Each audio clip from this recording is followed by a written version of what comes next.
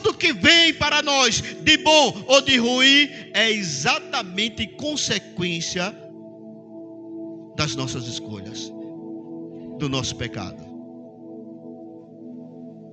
E aí Deus chega agora para aquela nação e diz: eu vou destruir este povo. Porque Deus não aguentava mais. Deixa eu dizer outra coisa aqui. Encontrei esses dias uma pessoa que eu descobri que estava vivendo em adultério.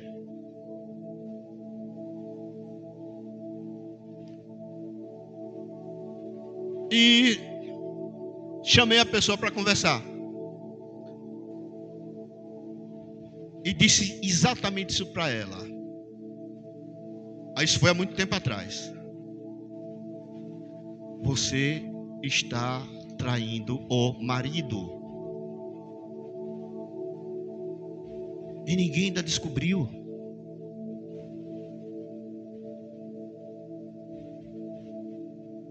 Pare agora, porque você está dentro da misericórdia. Deus ainda não permitiu ninguém descobrir, nem mesmo o seu marido. Você quer continuar casada? Ela disse: eu quero. Foi enredada por um laço maligno, que nenhum de nós está livre disso. Só que estava numa situação que não tinha mais força para sair. E eu disse a ela: se você não quer ver um escândalo na sua vida, na sua família, se você não quer perder o seu casamento abençoado que Deus lhe deu, pare agora. E ela, por misericórdia, parou.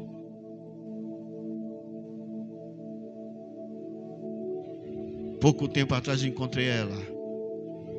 Depois disso, teve os seus filhos, estão casados até hoje. Deus restaurou o casamento, Deus restaurou a sorte deles, Deus restaurou a família, Deus ampliou a família. O que eu quero dizer é que, porventura, se há alguém aqui alimentando um pecado de estimação, pare agora. Se há alguém aqui insistindo, reiterando, repetindo o pecado, confiando na misericórdia de Deus, Deus é o Deus das permissões. Guilherme cantou aqui: eu permito o vento. E queridos, eu já experimentei a permissão de Deus do vento na minha vida. Tudo que aconteceu comigo não foi a mão de Deus me punindo, não foi a mão de Deus me castigando, simplesmente Ele permitiu o vento. Deus ainda não permitiu, por misericórdia, o vento na sua vida. Então para agora com esse pecado. A Bíblia diz: se nós confessarmos o nosso pecado a Ele, Ele é fiel e justo para nos perdoar do pecado e nos purificar de toda injustiça. Olhe, Deus ainda não liberou uma palavra de destruição, como liberou para o povo de Nínive.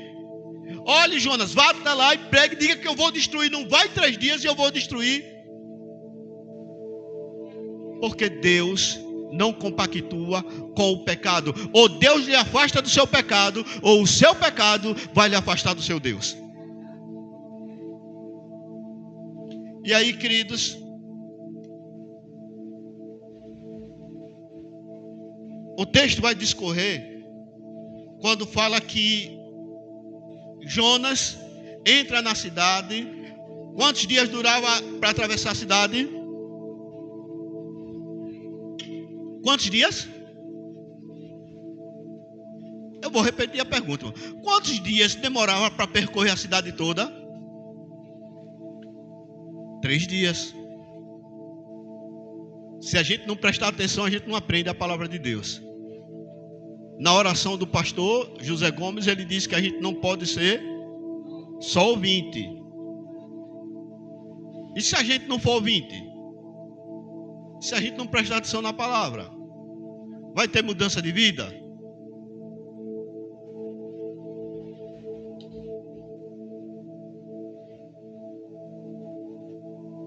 E aí talvez o diabo esteja trabalhando em nossas vidas para tapar os nossos ouvidos, para que ouvindo não entenda. Não é isso? O texto vai discorrer falando que quando Jonas entra na cidade, o texto diz que num caminho de um dia, quando ele começa a pregar, dizendo aqui, não vai 40 dias e essa cidade vai ser destruída, os homens de Nínive creram em Deus. E eles se vestiram de saco e de cinza, denotando assim o medo da calamidade, porque quando os homens naquela época se vestiam de saco e cinza, não era só arrependimento, geralmente era luto ou catástrofe.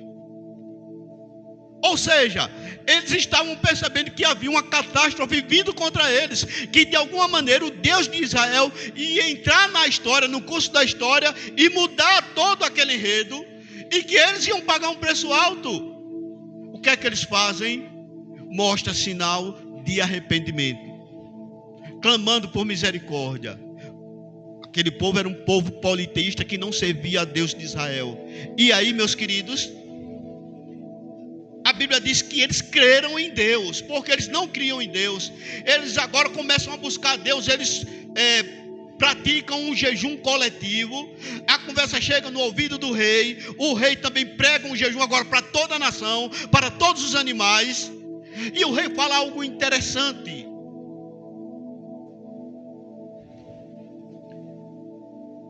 Mas os homens, versículo 8, e os animais sejam cobertos de saco, e clamem fortemente a Deus, e convertam-se cada um do seu mau caminho e da violência que há em suas mãos. Queridos, tem uma maneira de combatermos o pecado em nossas vidas. Há solução para o pecado. Talvez você possa dizer, é difícil, é complicado. É difícil. O pecado ele se torna um vício. Não é fácil, mas há maneiras da gente vencer o pecado. A primeira coisa é crer em Deus, é acreditar que Deus é por nós, é acreditar que o sangue de Cristo ele é suficiente para nos purificar de todo pecado. A primeira coisa é a gente desenvolver esse relacionamento com Ele. Olha o que eles fizeram. Era um povo pagão, era um povo que não conhecia nem servia ao Deus dos exércitos, ao Senhor dos senhores. Mas quando eles descobrem a calamidade, o que é que a Bíblia diz que eles fazem? Desenvolvem um relacionamento com Deus. A primeira coisa que o diabo faz quando a gente erra é tentar nos convencer que nós não somos dignos do Senhor, que nós não somos dignos da presença de Deus, que não somos dignos de mencionar o nome de Deus. E a tendência é, depois de um pecado, a gente ir esfriando e se afastando. Porque o diabo sabe que se eu pecar, dobrar meu joelho, confessar o meu pecado, Ele é fiel e justo para me perdoar todos os meus pecados. Então o diabo ele tem esse interesse de nos afastar, quando o caminho é buscar o Senhor. Salmo 34, leram essa semana aqui, alguém leu? Eu amo o Salmo 34. E tem um versículo do Salmo 34, ele é perfeito esse Salmo. Diz assim, o salmista dizendo, buscou esse pobre ao Senhor, e Ele me atendeu. De todos os meus temores Ele me livrou. O caminho, queridos, é buscar o Senhor, é se humilhar. Primeira coisa que eles vão fazer é buscar o Senhor, se humilhar. Mas tem algo também importante nesse contexto. Eles assumiram o pecado deles. Olhe, o rei vai dizer, cada um se converta, se arrependa e se converta da sua violência. Aquele costume que nós tínhamos de matar as pessoas, vamos nos converter. Aquele costume de torturar os prisioneiros de guerra, vamos nos arrepender. Assumir o seu pecado, não escondê-lo. Deixa Deus falar com você, meu irmão. Deixa Deus falar com você, minha irmã. Nós não podemos, se nós queremos ver a misericórdia e o favor do Senhor, não podemos, primeiro, esconder pecado. Não há nada que esteja encoberto que não seja revelado. não caia nessa esparrela, não caia nessa mentira, não caia nessa ludibriação do diabo de achar que você vai fazer uma coisa errada, que ninguém está vendo, que você nunca vai ser descoberto. Foi só um errinho aqui, porque não há nada. A palavra está dizendo que absolutamente há nada que esteja encoberto que não venha a ser revelado. E ele ainda diz assim, olha, aquilo que fazem oculto, eu farei saber sobre os telhados. Primeira coisa, nós não podemos jamais, porque a Bíblia diz que quando a gente faz isso, a gente causa, quando há descoberta, há o escândalo. E a Bíblia diz, ai daquele, porque veio o escândalo. Era melhor que amarrasse uma pedra na cabeça dele e jogasse no rio, por causa do pecado. Mas há uma segunda coisa, às vezes a gente não esconde, às vezes a gente reconhece, às vezes a gente assume, mas justifica. Eu só fiz isso porque primeiro me falaram isso. Eu só fiz isso porque a situação me envolveu, eu não tive outra opção. Irmãos, assume esse pecado em nome de Jesus. Confesse e deixa que você vai ser liberto. Vai vir um tempo de refrigério sobre a sua vida. Vai ter um tempo de libertação. Vai ter um tempo de renovo. Vai ter um tempo de crescimento na sua vida. Vai ter um tempo diferente na sua história. Para de justificar o seu pecado, porque quando você justifica, você está dizendo que quer conviver com ele. E a Bíblia diz que esse pecado tem um salário.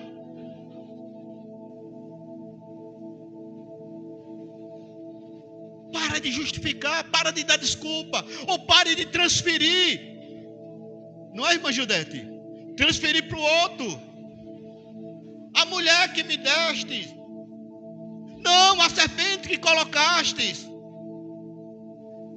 Assume o seu pecado. Olhe, falando sobre impérios, o povo estava debaixo.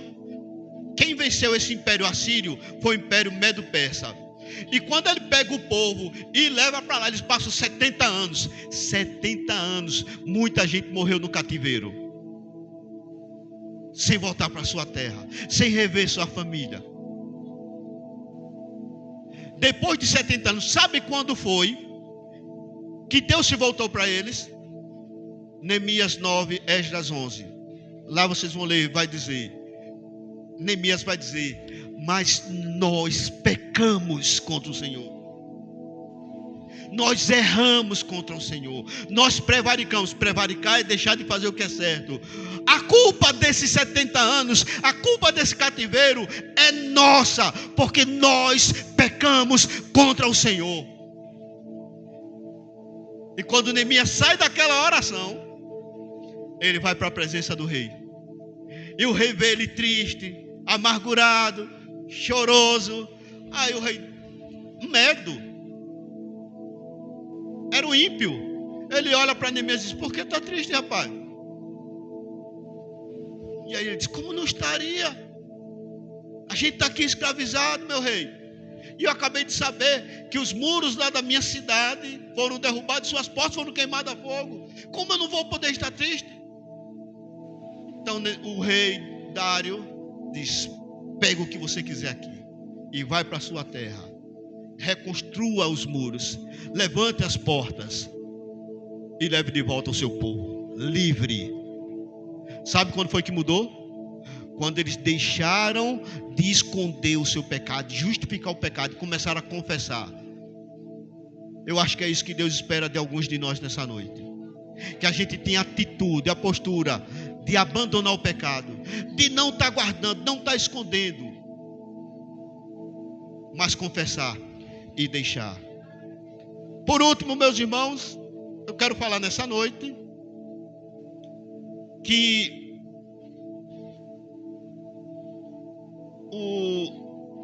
o rei, ele usa duas palavras chaves.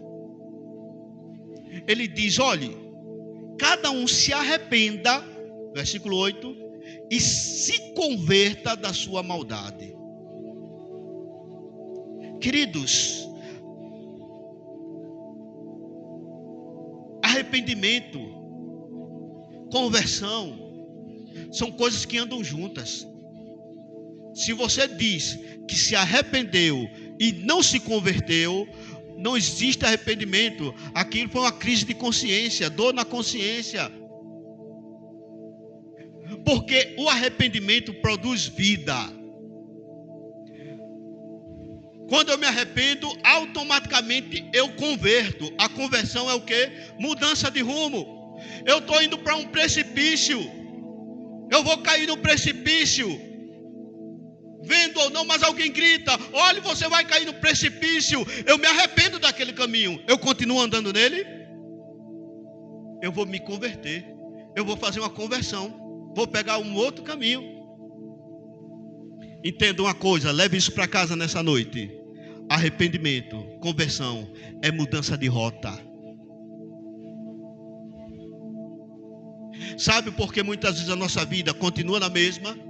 Que a gente passa anos e não crescemos diante de Deus, e não crescemos como pessoa, e não crescemos como igreja, e não crescemos financeiramente, porque a gente diz que crê em Deus, como eles disseram que criam em Deus.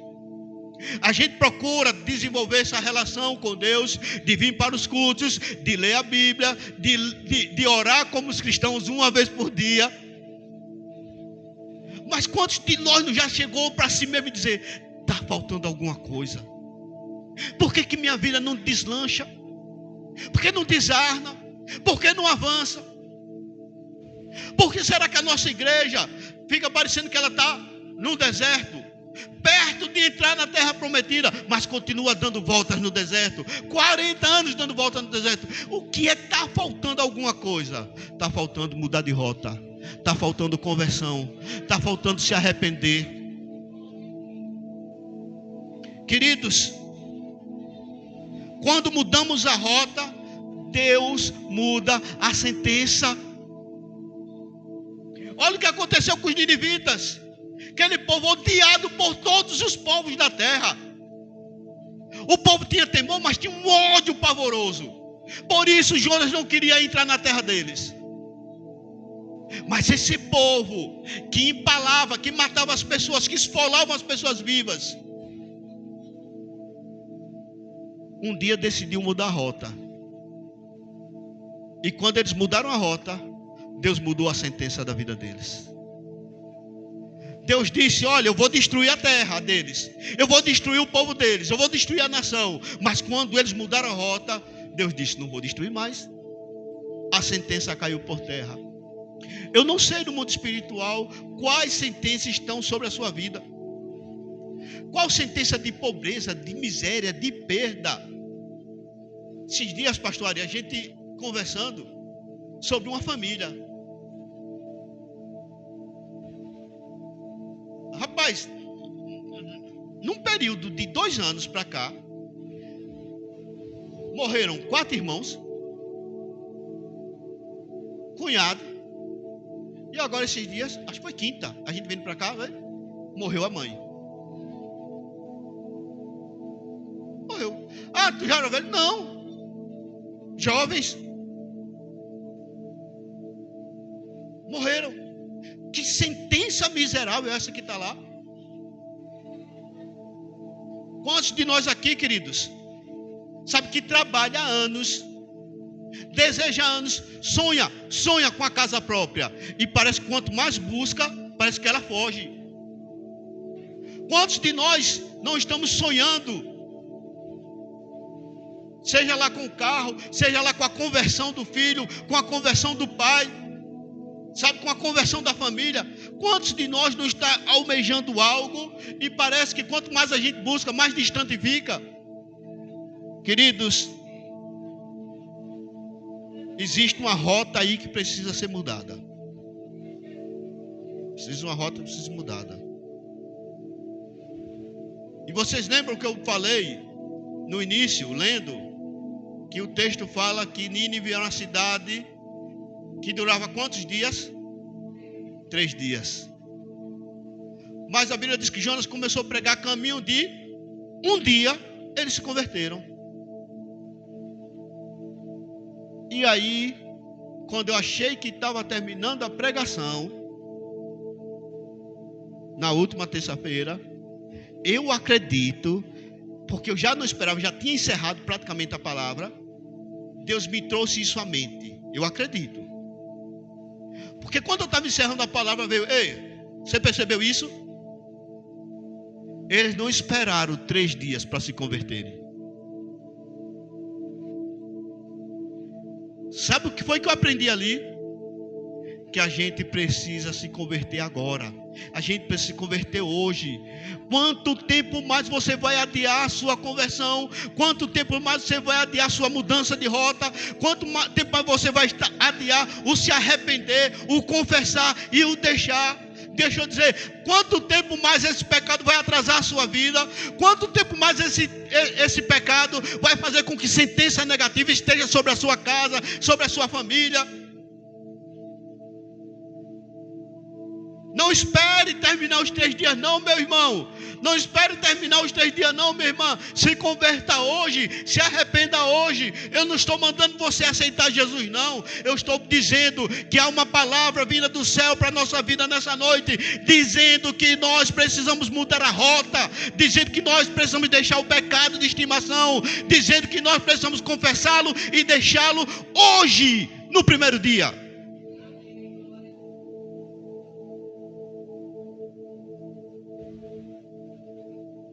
Os ninivitas, eles não tinham certeza do que iria acontecer, porque eles se conheciam. E a palavra do rei foi: quem sabe se Deus não vai se desviar do furor da sua ira? Quem sabe? Nós conhecemos a Deus. Nós sabemos que se nós nos arrependermos de verdade, colocar diante do Senhor: Senhor, essa é a minha vida, esse é o meu pecado, essa é a minha maldade, mas eu decido hoje abandoná-lo. Ah, querida, haverá uma festa no céu por sua vida. O Senhor vai estabelecer um novo tempo, uma nova era na sua vida. A sua vida espiritual vai ganhar significado. O seu relacionamento com a dor vai ser outro relacionamento.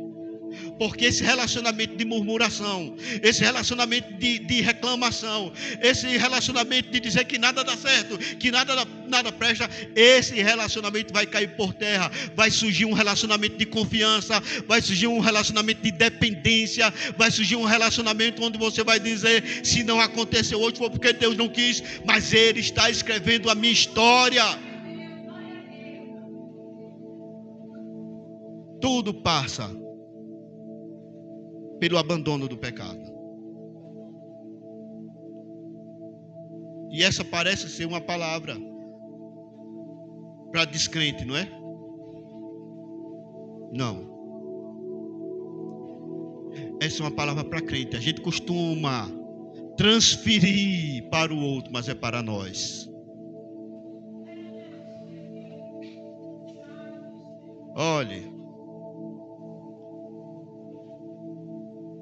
Mateus 11, 28 diz que Jesus diz: vinde a mim, todos que estáis cansados. Está falando para quem? Para os discípulos. E eu vos aliviarei. O Senhor diz: eis que eu estou à porta e bato. Ele fala para quem? Para descrente? Não, uma igreja. A igreja de Sardo. Perdão, a igreja de Laodiceia. Para a igreja que ele está dizendo: eu estou à porta, estou batendo. Se você abrir a porta, eu vou entrar e vou cear com você e você comigo. Então essa palavra dessa noite, do coração endurecido, do coração mau, do coração pecaminoso, é para nós. O Senhor está clamando do céu: convertam-se, arrependam-se. Vamos ficar de pé em nome de Jesus. Os que puderem.